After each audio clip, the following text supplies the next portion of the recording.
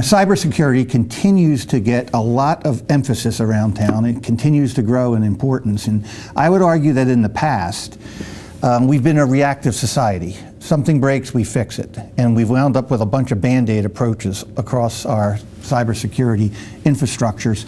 And now we're learning that some of these threats are much more serious than the past. In the past, I would argue that threats have been expensive annoyances. But as we move to the future and we look at malicious code in the hands of terrorists or unfriendly nation states, the risk and the threats become much more intense. So what we need to do is get proactive, get out in front of the threat. And I would argue a good way to do that is with continuous monitoring. And let me be clear what I mean about proactive continuous monitoring. I'm talking 24/7, constantly watching our networks. And there's three pieces to that. You first have to monitor the perimeters of your network. That is data as it enters your network. You want to be monitoring there to make sure that the good data is getting in, bad data is staying out.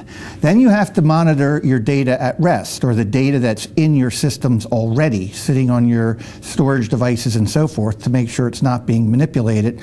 And then finally, what I would argue is the most important piece of continuous monitoring is continuous monitoring of all the devices inside your network, all of the servers, the routers, the switches, to make sure those configurations are correct, to make sure they're set to be what they should be, and they're not being manipulated by somebody planting malicious code inside your network that could be used later on to strike.